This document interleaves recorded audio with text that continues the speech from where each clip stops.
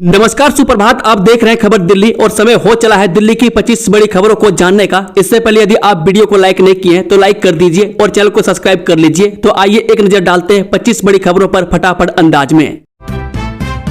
दिल्ली सरकार ने बिजली फ्री बस यात्रा पर सब्सिडी बढ़ाई। आईटी खर्च में कटौती से बढ़ी मुश्किलें। दिल्ली सरकार ने संशोधित बजट अनुमानों में महिलाओं की मुफ्त बस यात्रा और बिजली सब्सिडी के लिए आवंटन बढ़ाया है। बिजली सब्सिडी 3849 करोड़ से 4200 करोड़ रुपये हुई, जबकि महिला बस यात्रा सब्सिडी 440 करोड़ से 670 करोड़ रुपये हो गई। इसके विपरीत आईटी परियोजनाओं के फंड में भारी कटौती की गई है।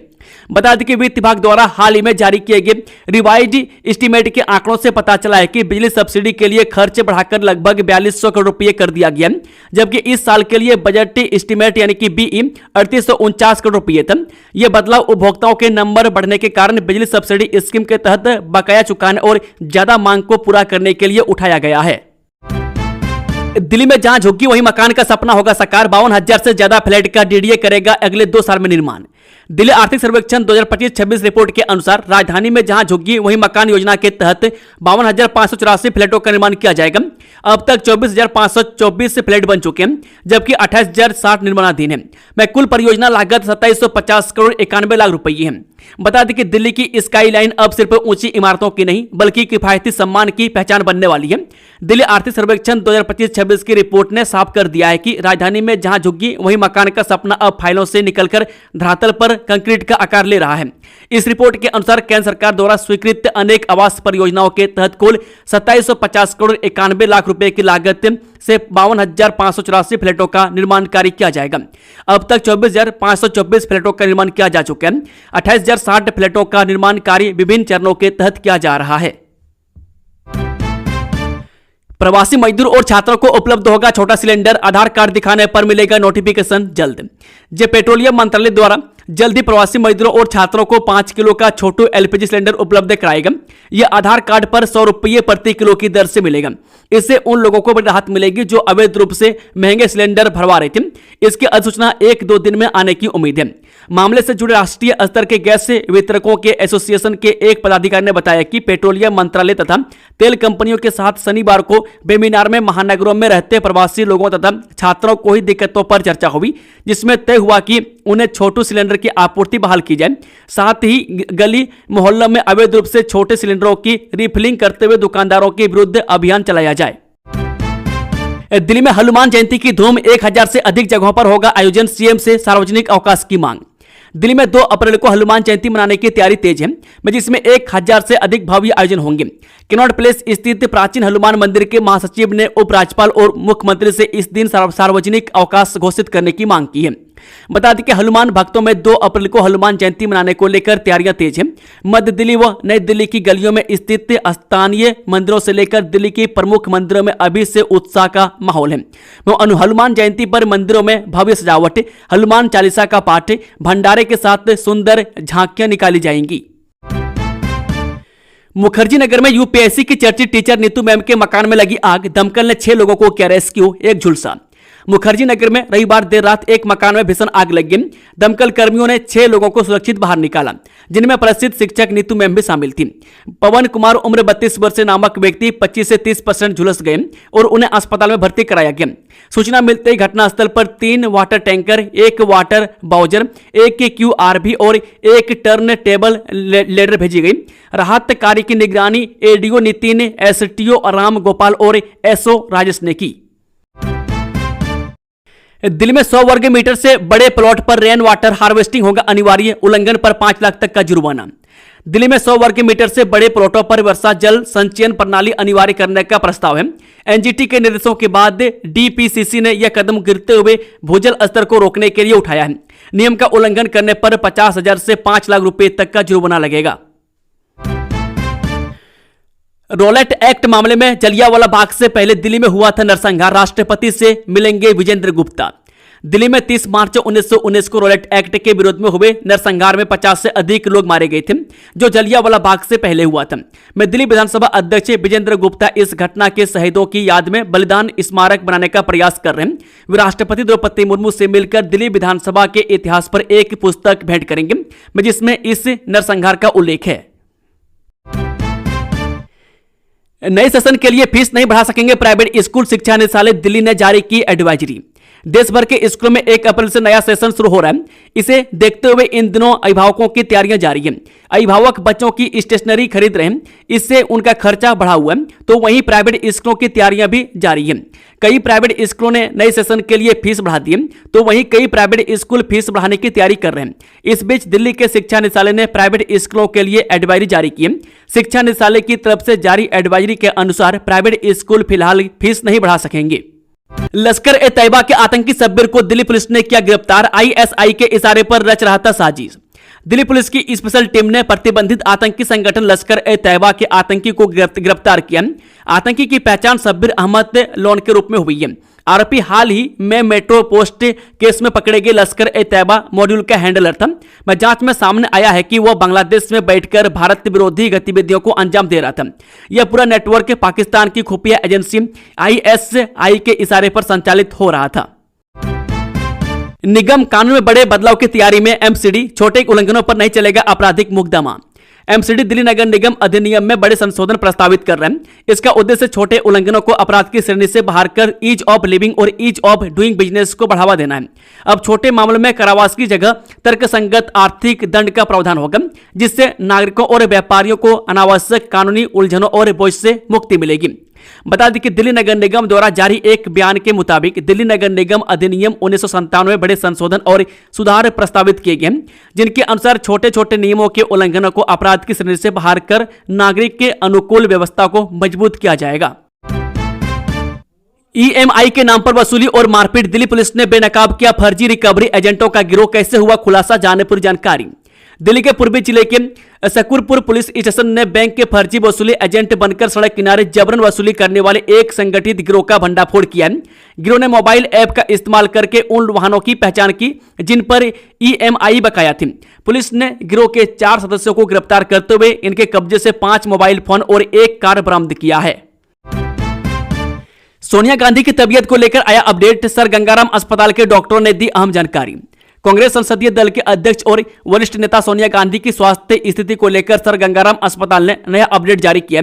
सर गंगाराम अस्पताल के चेयरमैन डॉक्टर अजय स्वरूप के अनुसार सोनिया गांधी के स्वास्थ्य में बहुत अच्छा सुधार हुआ है और उनकी स्थिति पूरी तरह से सामान्य है। उन्हें अभी भी IV एंटीबायोटिक्स दी जा रही है, जो कुछ और दिनों तक जारी रहेंगी। दिल्ली के करदाताओं के लिए आखिरी मौका। इस दिन तक सुनियो योजना, बिना ब्याज जुर्माने के चुकाएं प्रॉपर्टी टैक्स। जी हां, अगर राजधानी दिल्ली में आपकी संपत्ति है और अब तक आपने अपने बकाया संपत्ति का कर भुगतान नहीं किया है तो जल्दी करें, क्योंकि बिना ब्याज जुर्माने के संपत्ति कर जमा करने का यह आखिरी मौका है। दिल्ली नगर निगम की संपत्ति कर योजना सोनियो के तहत बिना ब्याज जुर्माने के कर जमा करने की अंतिम तारीख 31 मार्च को समाप्त हो रही है। ऐसे में निगम ने सभी योग्य संपत्ति मालिकों और कब्जाधारियों से अपील की है कि वे इस अवसर का पूरा लाभ उठाएं और अपने बकाया कर का निपटान समय रहते कर लें। दिल्ली मेरठ एक्सप्रेसवे के लिए ट्रैफिक एडवाइजरी। अगले 3 महीने इस समय जाने से बचें। दिल्ली ट्रैफिक पुलिस ने दिल्ली मेरठ एक्सप्रेसवे के लिए ट्रैफिक एडवाइजरी जारी की है। एक्सप्रेसवे पर अगले 3 महीनों के लिए मेंटेनेंस कार्य चल रहा है। इस कारण यहां यातायात प्रभावित रहेगा। National highway authority of India द्वारा कराई जा रही इस कार्य के चलते एक्सप्रेसवे पर पीक आवर्स में जाम की स्थिति रह सकती है। दिल्ली पुलिस की एडवाइजरी के अनुसार मेंटेनेंस का कार्य 30 जून 2026 तक चलेगा। मैं शाम 5 बजे से रात 11 बजे तक ट्रैफिक पर सबसे ज्यादा असर पड़ सकता है। इस दौरान वाहनों की रफ्तार धीमी रहने और जाम की स्थिति बन सकती है। फिलहाल एक कैरिजवे पर मेंटेनेंस चल रहा है, लेकिन जल्द ही दोनों कैरिजवे पर काम किया जाएगा। गुरुग्राम को बड़ी सौगात बनेगा जिले का पहला विशेष पावर लिफ्टिंग सेंटर। जी हां, गुरुग्राम के दौलताबाद स्थित राजीव गांधी स्टेडियम अब विशेष खिलाड़ियों के लिए एक नए खेल हब के रूप में उभरने जा रहा है। करीब 15 लाख रुपए की लागत से यहां जिले का पहला स्पेशल पावर लिफ्टिंग सेंटर तैयार होगा, जिसे नेशनल सेंटर के रूप में विकसित करने की योजना है। इस सेंटर में इंडोर ट्रेनिंग की आधुनिक सुविधाएं, एडवांस इक्विपमेंट और प्रोफेशनल माहौल उपलब्ध कराया जाएगा। इससे खिलाड़ियों को उच्च स्तर की तैयारी का अवसर मिलेगा। फ्री सुविधाओं से बढ़ा सब्सिडी का खर्च। दिल्ली सरकार ने IT प्रोजेक्ट्स के बजट में की भारी कटौती। दिल्ली सरकार का बिजली सब्सिडी और महिलाओं की फ्री बस यात्रा योजना पर खर्च 2025-26 में काफी बढ़ गया है। वहीं महत्वाकांक्षी आईटी प्रोजेक्ट्स के बजट में भारी कटौती की गई है। यह खुलासा वित्त विभाग की ओर से जारी संशोधित अनुमान में हुआ है। आंकड़ों के मुताबिक बिजली सब्सिडी का बजट बढ़ाकर करीब 4200 करोड़ रुपये कर दिया गया, जो पहले बजट अनुमान में 3849 करोड़ रुपये था। वह यह बढ़ोतरी बकाया भुगतान निपटाने और बढ़ते उपभोक्ताओं के कारण बढ़ी मांग को पूरा करने के लिए की गई है। महिला सुरक्षा पर फोकस। निर्भया फंड किस प्रकार आरआरटीएस स्टेशनों पर सीसीटीवी और ई ऑटो को सशक्त बना रहा। दिल्ली गाजियाबाद मेरठ आरआरटीएस कॉरिडोर पर महिलाओं की सुरक्षा को मजबूत करने के लिए निर्भया फंड के तहत national capital region transport corporation ने कई अहम कदम उठाए हैं। इसके तहत नव भारत स्टेशनों के बाहर 250 सीसीटीवी कैमरे लगाए जा रहे हैं और सभी स्टेशनों के आसपास से एलईडी स्ट्रीट लाइटें लग रही हैं, ताकि कोई भी एरिया अंधेरे में न रहे और यात्रियों खासकर महिलाओं की सुरक्षा सुनिश्चित हो सके। हेरिटेज साइट्स पर रिपोर्ट पेश नहीं करने पर एएसआई के डीजी को नोटिस। एनडीएमसी एमसीडी को भी सख्त निर्देश। सुप्रीम कोर्ट ने एएसआई के डीजी को कारण बताओ नोटिस जारी किया है कि उन्होंने दिल्ली के 173 हेरिटेज स्मारकों के संरक्षण से संबंधित हलफनामा दाखिल क्यों नहीं किया। अदालत ने निर्देश दिया कि वे अगली सुनवाई पर व्यक्तिगत रूप से उपस्थित हो और जवाब दाखिल करें। जस्टिस हासुद्दीन अमानुल्लाह की अगुवाई वाली बेंच इस मामले की सुनवाई कर रही थी।